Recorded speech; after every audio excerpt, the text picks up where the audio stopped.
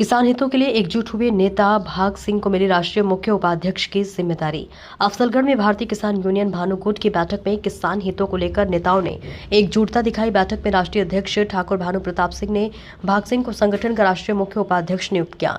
ग्राम अगवानपुर स्थित Maryland palace में आयोजित बैठक में राष्ट्रीय अध्यक्ष ठाकुर भानु प्रताप सिंह का फूलमाला और पगड़ी पहनाकर स्वागत किया गया। उन्होंने कहा कि किसानों, मजदूरों, व्यापारियों और युवाओं को संगठन से जोड़कर किसानों की समस्याओं को मजबूती से उठाया जाएगा।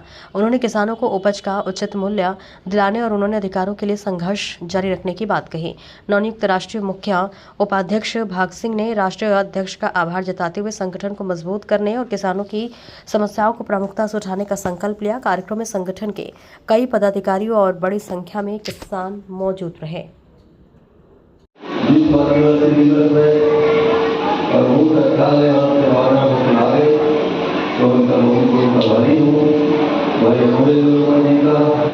कोई चापलूसी में नमस्कार नहीं कर रहा हूँ। मेरी माताजी पढ़ी लिखी थी और 5 क्लास में पढ़ता था, तब से रामचरितमानस का पाठ किया। उस रामचरितमानस के ऊपर ही बोलता हूँ सब कुछ। रामचरितमानस के ऊपर ही बोलता हूँ।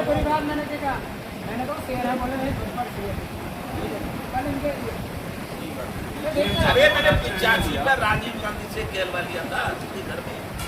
मैं गया था, मैंने कि गाँवों में न तो पक्की सड़क। मुझे आज राष्ट्रीय अध्यक्ष भानु प्रताप जी ने किसान यूनियन भानु द्वारा मुझे राष्ट्रीय वरिष्ठ उपाध्यक्ष, प्रमुख उपाध्यक्ष का पद दिया गया है, जिसका मैं बहुत आभारी हूँ। और सभी साथियों से कहूँगा किसान यूनियन भानु को मजबूत बनाएं। भानु प्रताप सिंह राष्ट्रीय अध्यक्ष भारतीय किसान भानु और राष्ट्रीय अध्यक्ष किसान क्रांति दल, यहाँ बिजनौर के जो कांदराबाद गांव में धानपुर तहसील में उसमें आया था।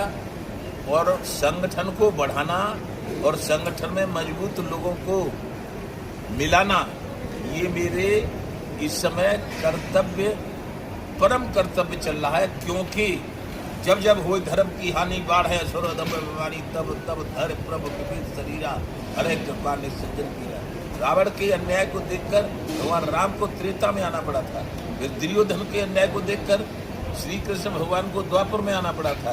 तो अब कोई न कोई यहाँ भी भगवान बन के आएगा, क्योंकि 80% किसान, मजदूर, व्यापारी, पत्रकार सब परेशान है। केवल 2 लोग आजाद है। एक तो राजनेता आजाद है मनमानी कीमत लगाने के लिए अपनी, और एक जो राजशाही है MLA MP, वो अपनी बैठा ली और तनख्वाह बढ़ा ली। और हमारा 1967 में उत्तर प्रदेश के मुख्यमंत्री चौधरी चरण सिंह बने थे। उन्होंने 76 रुपये कुंटल गेहूँ खरीदा था किसान का। उस समय प्राइमरी के अध्यापक को 70 रुपया महीना मिलता था, पुलिस के को 71 मिलता था। 70 का तो 70,000 हो गया है।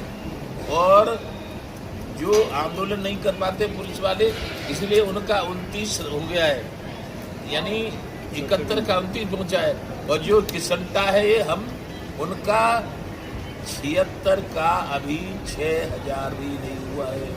ये घोर अन्याय बर्दाश्त नहीं हो सकता भानु। इसलिए गांव गांव, जिले, तहसील, ब्लॉक और पूरे प्रदेश, महाराष्ट्र का प्रदेश अध्यक्ष संग्राम सिंह और आपके पंजाब का प्रदेश अध्यक्ष लक्ष्मण सिंह बच्चन, लखविंदर सिंह बच्चन, और झारखंड का आलोक सिंह, और बिहार का अश्विनी कुमार, और उत्तराखंड का नितिन गडकरी, दिल्ली का जितेंद्र शर्मा, उत्तर प्रदेश का योगेश प्रताप सिंह, यानी काले नाम लू सारे प्रदेशों में संगठन बना लिया है।